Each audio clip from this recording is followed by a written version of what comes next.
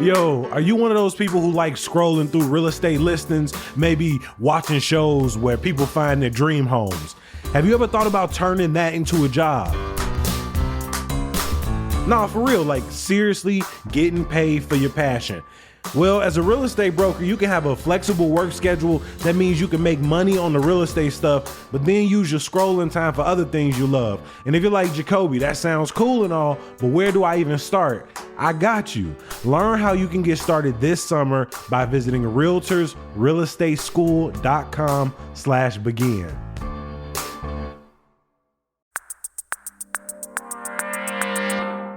Today on CityCast Chicago.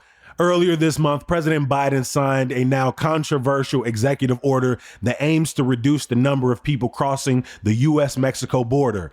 As Chicago struggles to provide refuge for new arrivals, we asked Block Club Chicago's Madison Savedra to break down Biden's latest moves, the impact it could have on Chicago's 40,000 plus asylum seekers, and where the city is 2 years since buses first started arriving. It's Monday, June 24th. I'm Jacoby Cochran, and this is what Chicago is talking about.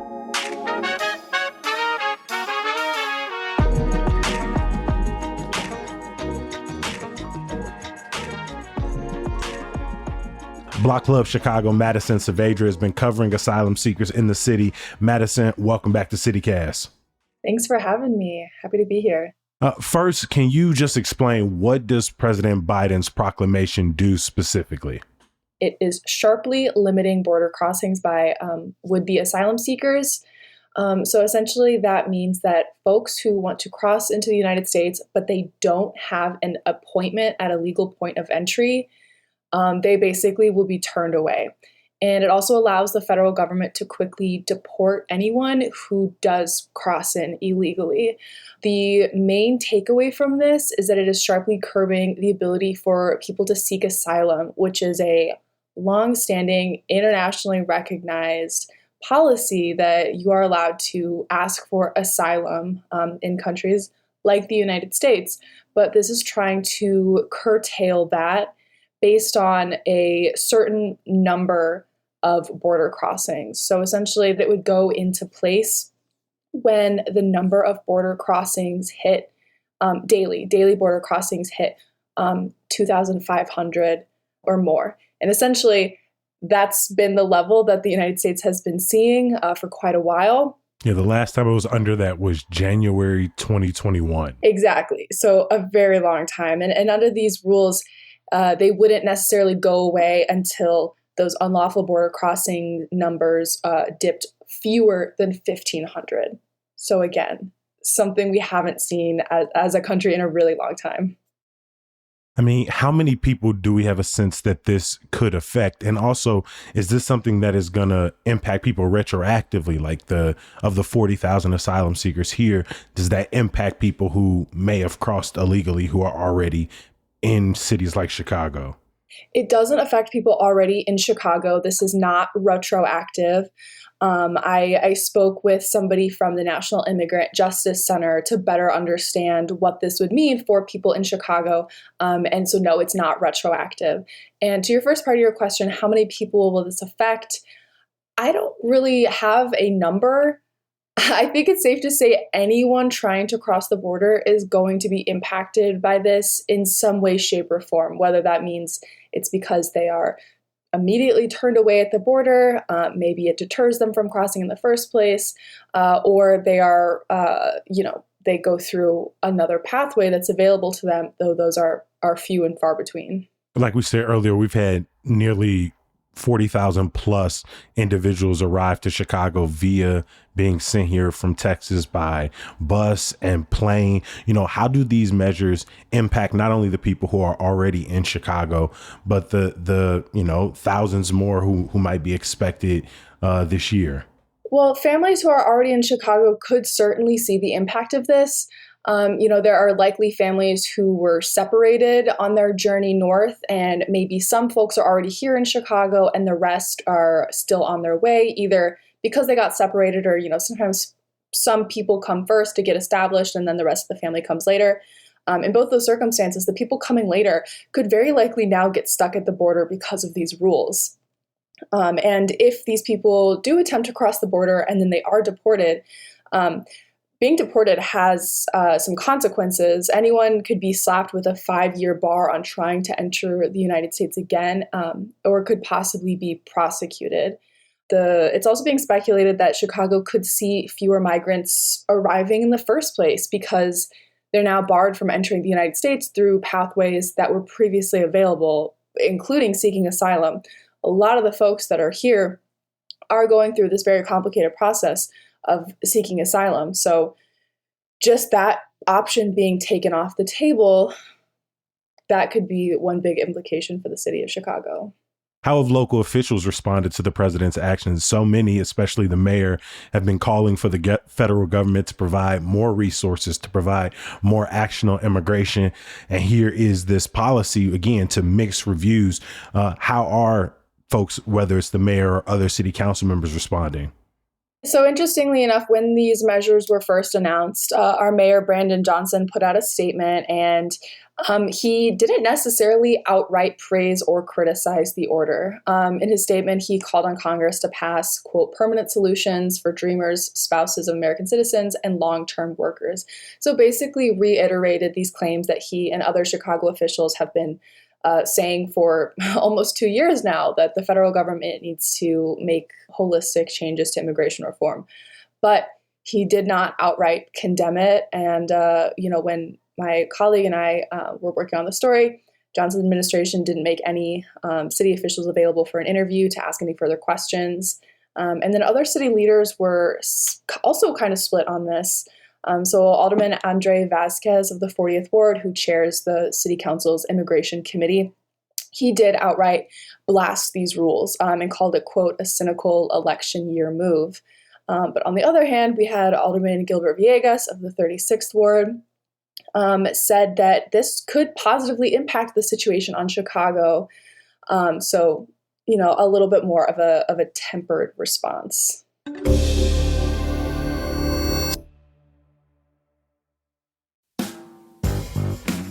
Y'all, I'm still trying to decide who I'm going to see at Ravinia this summer.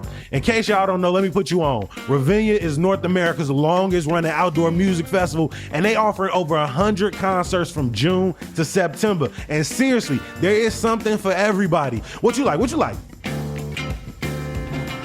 Classical music, they got you. Musical theater, got you. Pop, folk, hip-hop, R&B, oldies, contemporary, dance, even movies, you will find a concert for you.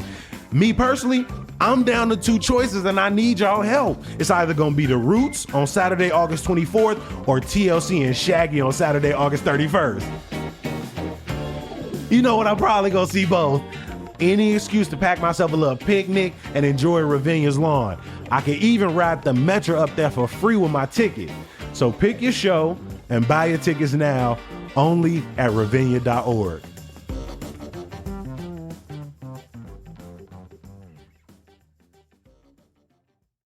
Hi, I'm David Plotz, CEO of CityCast, or, as I can say now, thanks to a few weeks with Babbel, hola, soy David Plotz, el jefe de CityCast. What if in 2024 you got a little bit better every day? When you're learning a new language with Babbel, that's exactly what you're doing. And if Babbel can help me start speaking a new language in just 3 weeks, imagine what you could do in a full year. I got started with Babbel because I realized that my girlfriend, who's a native Spanish speaker, and my son, who's in AP Spanish, were conspiring against me, or I thought they were conspiring against me in Spanish. I wanted to know what they were talking about. And now, thanks to literally just a few weeks of Babbel, I'm starting to be able to eavesdrop. It is rare that something so fun and simple, and Babbel is super fun and very simple, is also so useful. So here's a special limited time deal for CityCast listeners. Right now, get up to 60% off your Babbel subscription, but only for CityCast listeners at babbel.com/CityCast. Get up to 60% off at babbel.com/CityCast. Spelled BABBEL.com/CityCast. Rules and restrictions may apply. This time last year, we were talking about buses from the border surging. 6 months ago, Chicago's migrant shelter population was at its peak. What's the current status of asylum seekers staying in city shelters? So the current status, it has gone down a lot since its peak of 15,000. The most recent data I have, there was around 7,000. So that's a huge decrease from what we were seeing late last year. And there are also 17 active shelters. So 5 were closed, Park District Fieldhouse facilities. They were serving as temporary city shelters, but the city decided to close those as migrant shelters because the population was seemingly more manageable, according to them. So they were able to decompress these shelters and reopen them to Park District. I think park camps have maybe started already. If not, then they're just going to start soon. They will soon be back to their regularly scheduled summer park programs. So that leaves, more than 24 shelters still across the city, vacant warehouses, hotels, things like that. Those are certainly still acting as city shelters. Do we know where folks are going? Is it into permanent housing?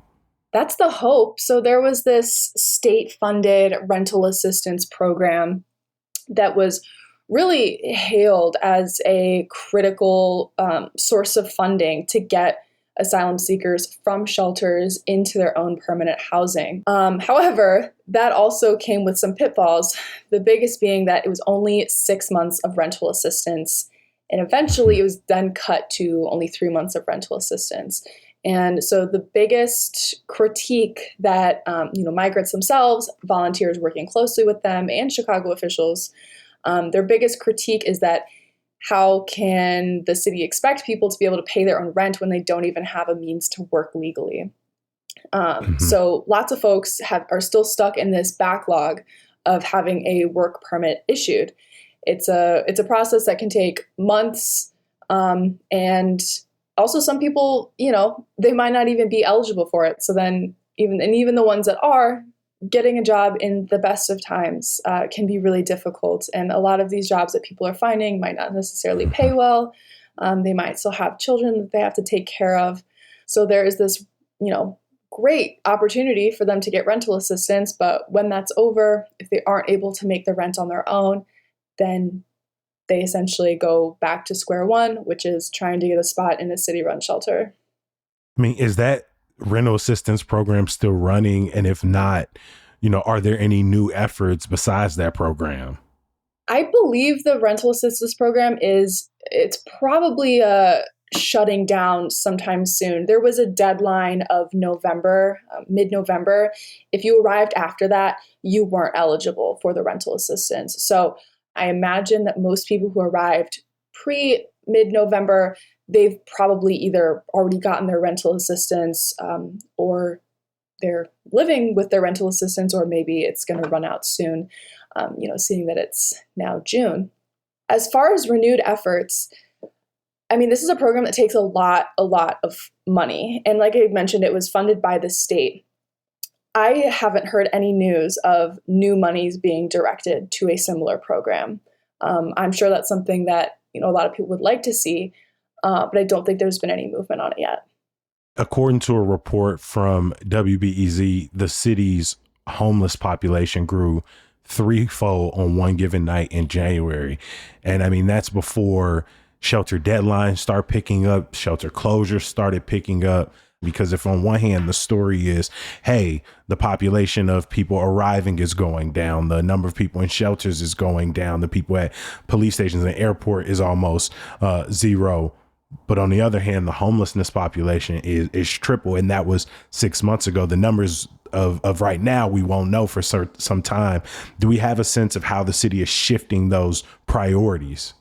It's hard to say.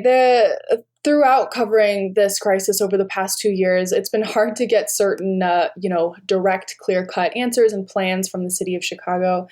I do know that there has been, talk of trying to streamline the city's services and departments for people experiencing homelessness and kind of merge that with the departments and the agencies they have working on this migrant crisis. But I'm afraid that I don't have any updates on that, unfortunately. Mhm.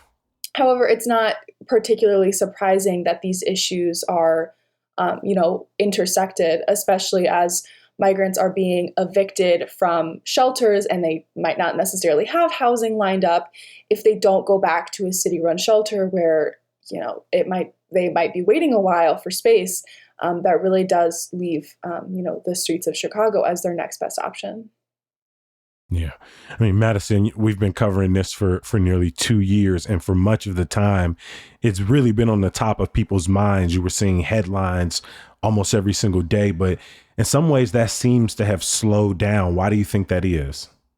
I think the pace of arrivals has a huge part to play in that. We have seen just a natural kind of slowdown of arrivals throughout this past winter. We saw something similar with the previous winter. I also think that one of the most visible aspects of the city's handling of this was when migrants were staying in police stations. Police stations all over the city had hundreds of people sleeping inside and outside the station. And that's something that's really hard for Chicagoans to ignore because these police shelters are, in prime locations in their neighborhood. They're places they probably pass by every day. When people are living in a shelter, it becomes a little bit less visible. That's not to say that people who live near a shelter don't know that it's there.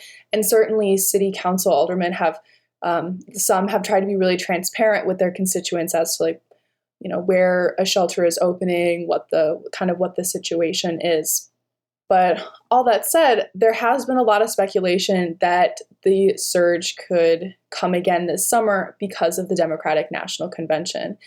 So I think, this is me speculating, but I think we could see it come to the forefront of a lot of people's minds this summer. If we do end up getting, busloads of migrants, regardless of this new, presidential proclamation limiting crossings, I do think that we're going to see that brought to the forefold again, just because this entire time you could not separate the politics from this crisis, and we're about to have the mother of all political events in our city. So I think it's going to be on the top of people's minds and in the headlines once again. What's the story or question you feel like enough people aren't asking or following? It's a tough one. A big piece of this is just how much Chicagoans on their own, everyday neighbors, have really stepped up to help people. Myself and a lot of my colleagues at Black Club have written stories about everyday Chicagoans who have come together to try to get people winter clothes, for example, or school supplies, or trying to find them furniture for their new house or for their new apartment. I feel like that's a story that, maybe it's not necessarily underreported. There's been some really great reporting by my colleagues at other newspapers who have tried to cover the kind of humanness, the human Chicago response, and how great people have been welcoming their new neighbors. But I think it's worth repeating that there is a lot of bad news when it comes to writing about and talking about this crisis. But there's also a lot of good, a lot of people who are going above and beyond, in circumstances where they don't necessarily need to or aren't expected to, just to help out seemingly complete strangers. How fearful are you that, we're losing thousands of people to the shadows, people who we can't keep track of as they're still looking for workers' permits and permanent housing, who may be getting lost to, the streets of Chicago? I am certainly fearful of that. And I think a lot of immigrant advocates and the volunteers working closely with these migrants are also very worried about that. I remember speaking to somebody who, she said this much, much better than I'm probably going to say, but just, the country, the state, the city of Chicago keeps putting up these barriers, these walls, whether it's evicting people or, making it difficult for them to get enrolled in school, not getting them a work permit, all of these walls. And then they wonder why it's so hard for people to, quote unquote, make it on their own in Chicago and make it, make their American dream come true. but there really are all of these obstacles that make it so hard that it's no wonder a lot of people probably just give up on it. You know, how many people work in the informal underground economy in Chicago? A lot. I wish I had a number in front of me, but it's a lot, and I'm sure it's growing the more, asylum seekers and migrants we're getting. Well, Madison, we appreciate you again making time for CityCast Chicago as always. We'll drop links to all of your stories in the show notes. Thanks, Jacoby. I appreciate it. Now, you may have also seen some other immigration headlines in recent weeks. After pushback on the border measure, Biden also announced a new policy providing a path to citizenship for undocumented immigrants who are married to U.S. citizens and making it easier for some younger immigrants to get work visas. But the new regulations are aimed at people who have been in the country long term, so it probably won't really impact new arrivals. Meanwhile, City Council's Latino caucus has renewed calls on the Johnson administration to end the 60-day migrant shelter limit. Before we let you go, a quick reminder, we have so much more to offer here at CityCast Chicago. You can check it all out at chicago.citycast.fm, including the latest headlines and events calendar, neighborhood guides, and of course, subscribe to our daily newsletter, Hey Chicago, to get all of these things in your inbox every morning, Monday through Friday, for free. Something you can only get on the podcast, some good news. You can catch me tomorrow night at Lincoln Hall for Chicago's very own John Doe as her Nowhere Fast tour lands in town. Shawnee Dez is going to be opening the show, so it's going to be a good night, y'all. I'll see you there. As always, we appreciate you for listening and reading. We're going to be back bright and early tomorrow. We'll talk to you then. Peace.